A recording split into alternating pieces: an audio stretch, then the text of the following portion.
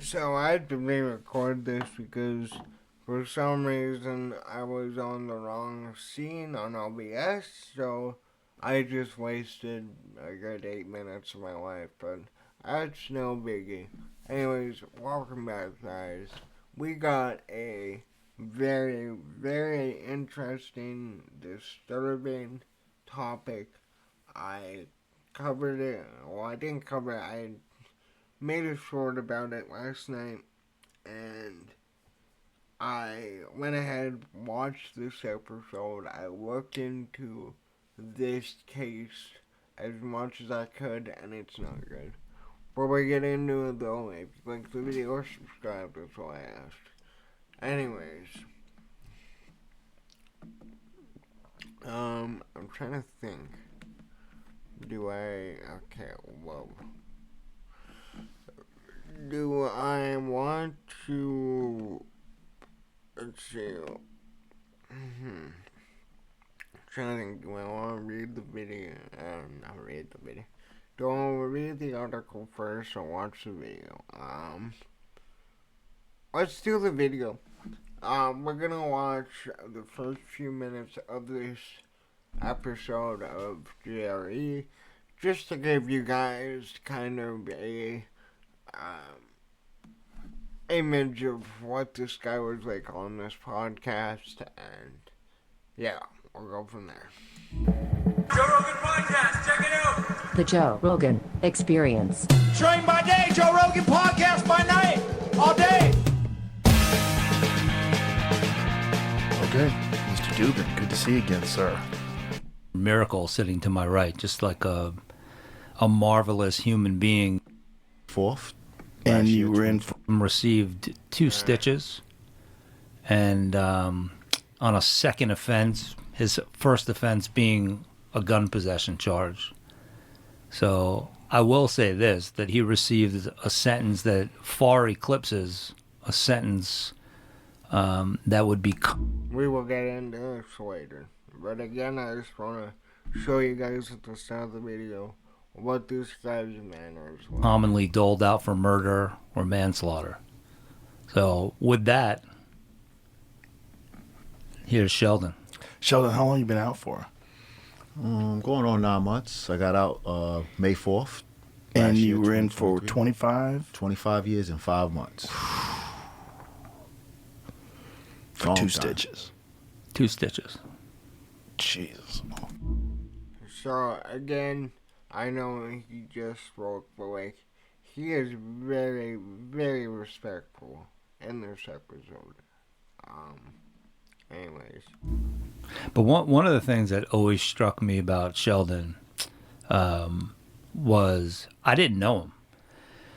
And I got a call from these 2 remarkable attorneys at an organization called the Center for Appellate Litigation, Barbara Zolot and Allison Haupt, who had been working on his case for a long time. Okay, I really don't. And I don't care what he has to say.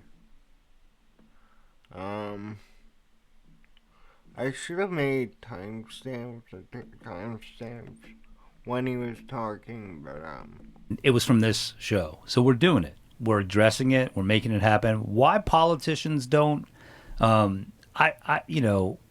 what drives someone to want to get into politics these days is... When this guy please shut up. No offense, exact age. And we didn't know that until we were on our way down. Born days apart. Yep. And he flew, when we flew down, it was the first time he'd ever been on an airplane. Okay, well, I mean, I'm not having any luck finding any good clips of him talking. But I will link this episode of JRE in the description. Now, we're going to read the article of what this guy did. And then we're going to watch Joe Rogan's response to it. But I'm going to warn you here, as you can see from the title, this story is very, very tough to get through. Anyways. Sheldon Johnson, Joe Rogan podcast guest, arrested after body parts found in freezer. a man who became a public advocate for criminal justice reform after being released from prison last year, was arrested on a murder charge Thursday after police said they found a person's body inside a New York City home. Sheldon Johnson, 48, was jailed without bond Friday morning on charges including second-degree murder. New York City Department of Corrections online records show the victim's relation with Johnson was not immediately known, but the New York Police Department identified the victim as 44-year-old Collin Small. Johnson also faced charges of manslaughter and criminal possession of a weapon, the NYPD told USA Today. Body parts found in freezer during well check. Now we are getting into the, actually no, I don't want to make any jokes during this. Police said officers responded to Small's Bronx home to conduct a welfare check on Tuesday night and found a headless torso in the apartment. The responding paramedics pronounced the victim dead at the scene, and officials later identified him as Small. The Office of Chief Medical Examiner will determine Small's cause of death, police said. Then we got the update. Collin Small reportedly shot to death and dismembered. According to CBS New York, police said Johnson shot Small and dismembered his body. A search of Johnson's Harlem apartment revealed the remainder of the body, the arms and the head inside a freezer, the outlet reported. "I'm innocent," Johnson shouted as he was led out of a police station after his arrest, the New York Daily News reported. Then they talk about Sheldon Johnson's appearance on JRE, which we just read. I'll rewatch the first few minutes of. Again, I highly recommend. I will link it in the description. Go watch this episode. Johnson, who works with at-risk youth at the Queens Defenders in New York, appeared on the episode of the Joe Rogan Experience in February alongside Josh Dubin, a civil rights attorney and the executive director of Pearl Martyr Center for Legal Justice. In this episode, Johnson said he grew up in Harlem and lived in a completely deaf household. At this time of the podcast, Johnson told Rogan he'd been out of prison for 9 months and spoke about his advocacy work. He said he entered prison as a high-ranking member of the Bloods after selling drugs and being arrested in an assault case, but later separated his ties from the gang around 2005. "I really said, I have to change my life. I have to change my life. I just can't do this," Johnson said on the podcast. "I had a wife, I had kids, I had family still. My son was growing up, he was hearing stories of my so-called notoriety. I just didn't want to be that dad."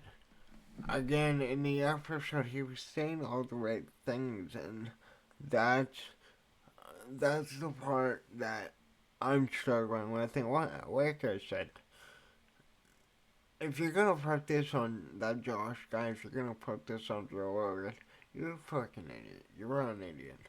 They gave him a chance, along with any public defender, any lawyer, attorney that has worked on his defense. They all believed in him, right? Sheldon Johnson previously served time for attempted murder New York Department of Corrections record shows Johnson was convicted of charges including attempted murder and robbery in 1999. After spending 25 years in prison, he was released from an upstate prison on May 4th, records show. It was not immediately known if Johnson had obtained an attorney on the new charges. Johnson is slated to appear in the court Monday on the charges, records show. Alright. So, now that we've read the article and we've watched a bit of that episode, I just want to say this before we move on to this video. You know, Joe Rogan has been in media headlines for years now. Ever since the Spotify deal with JRE, with the Joe Rogan Experience happened, obviously made a ton of money, but he's been in every headline you can think of. You know, he took a stance in this election, even though Joe Rogan himself is not a political person. He is not conservative.